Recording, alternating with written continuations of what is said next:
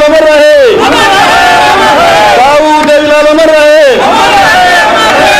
पुरुष चौधरी ओम प्रकाश चौटाला जिंदाबाद, चौधरी ओम प्रकाश चौटाला जी जिंदाबाद, किसान कमेरे की आवाज चौटाला साहब जिंदाबाद, इंडियन नेशनल लोकदल पार्टी जिंदाबाद, चौधरी ओम प्रकाश चौटाला जिंदाबाद।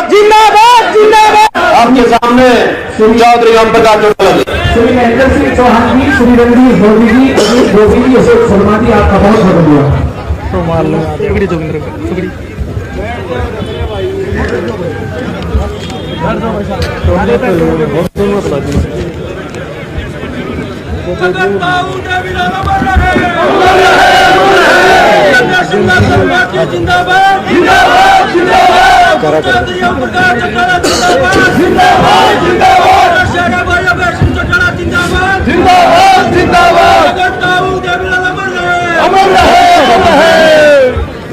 ये दो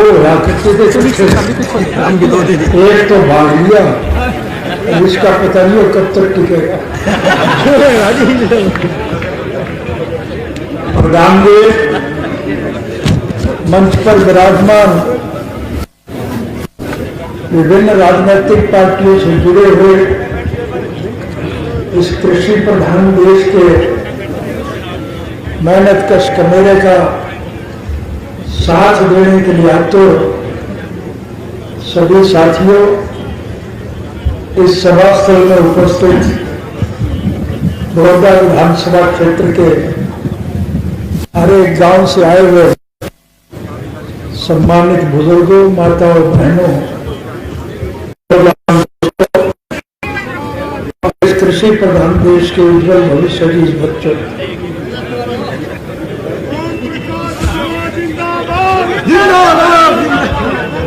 ये भी संयोग की बात है कि आज महर्षि वाल्मीकि के जन्म दिवस पर हम यहाँ इकट्ठे हुए। मैं उनके चरणों में प्रणाम करता हूँ और साथ ही कल 1 नवंबर को हरियाणा प्रदेश 54 साल की उम्र में आ जाएगा। 1 नवंबर 1966 को हरियाणा बना और ये भी संयोग कहिए कि 54 साल के हरियाणा को और ज्यादा ताकत और बल देने के लिए बड़ौदा विधानसभा क्षेत्र के 54 गांव के प्रतिनिधि इस सभा में उपस्थित। मैं अपनी और बात आगे करने से पहले आपको एक वायदा दे के जा रहा हूं।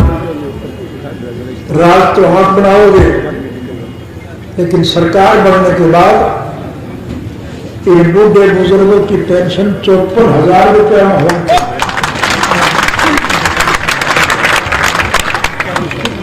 क्या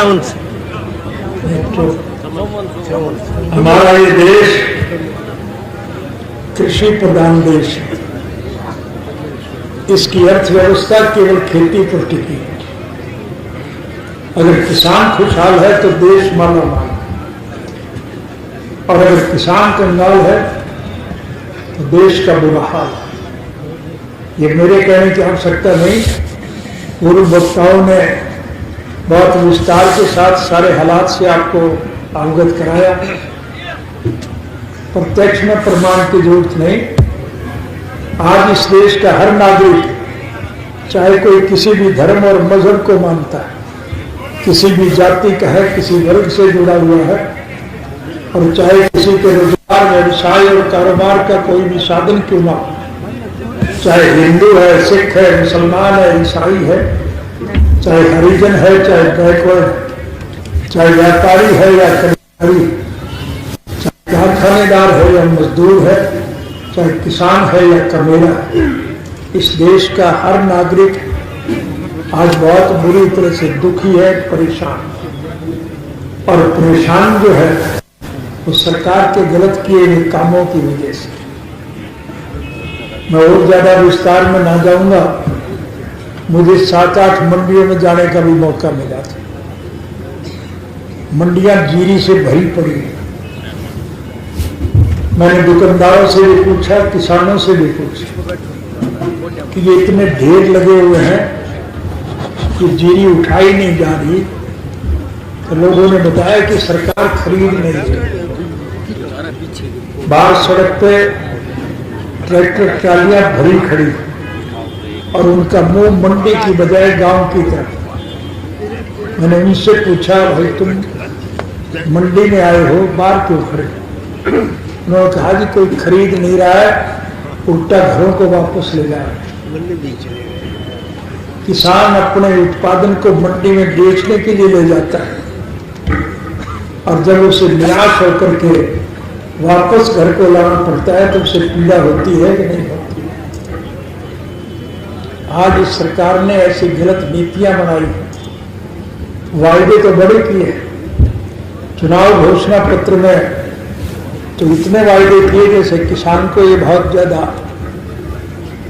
धनवान बना दे, लेकिन हालत ऐसी हो गई है कि उन वायदों पर अमल नहीं किया जा रहा। उल्टे ऐसे कानून बनाए जा रहे हैं जिसकी वजह से ज्यादा दुखी और परेशान। इन परिस्थितियों से छुटकारा हासिल करने के लिए आपको एक अवसर मिला है। खुशकिस्मत है बड़ौदा हल्का के लोग, जिन्हें नए सिरे से अपने मत का प्रयोग करने का एक मौका मिला है। 3 नवंबर को आपके विधानसभा क्षेत्र के चुनाव हो।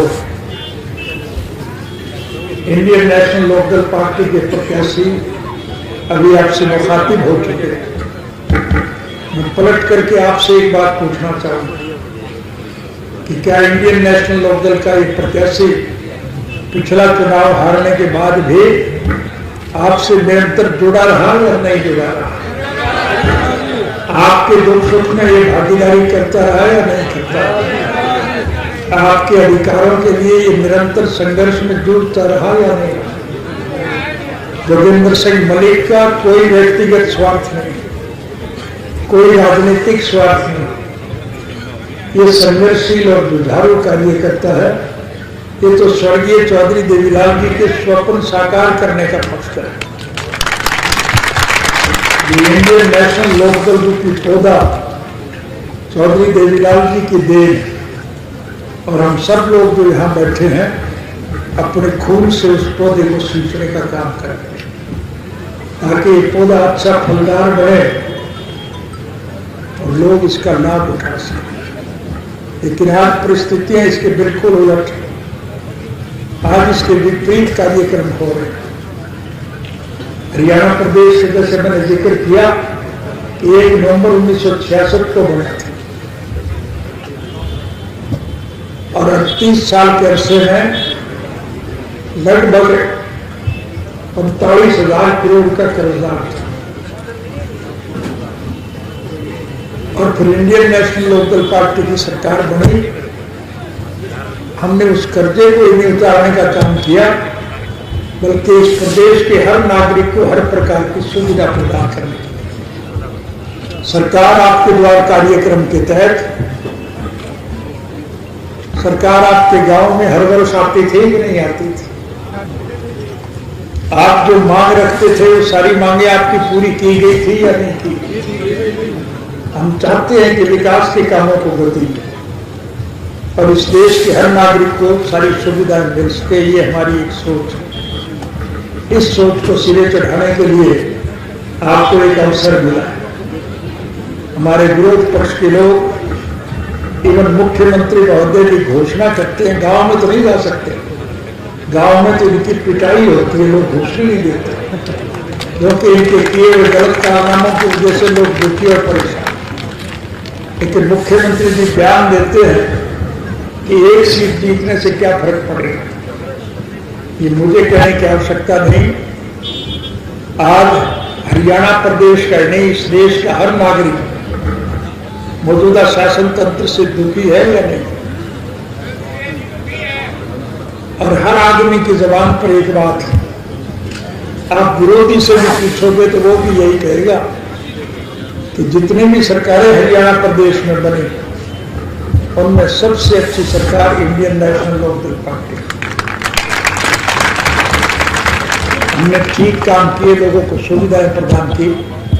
स्वर्गीय चौधरी देवीलाल जी के अच्छे किए हुए कामों का अगर मैं उल्लेख करूंगा तो बहुत समय लगेगा। उन्होंने गांव के विकास के लिए अच्छी योजनाएं बनाई। आपकी नहरों में 24 घंटे पानी चलाया, 24 घंटे आपको बिजली दी, अच्छे बीज मिलते थे, सस्ती खाद मिलती थी और किसान को उसके ऊपर किल्लाप्रद मूल्य मिला करते थे। दुकानदारों को अनेक प्रकार की सहूलियत थी। हमने शहरों में, कस्बों में गलियां और सड़कें पक्की करने का काम किया,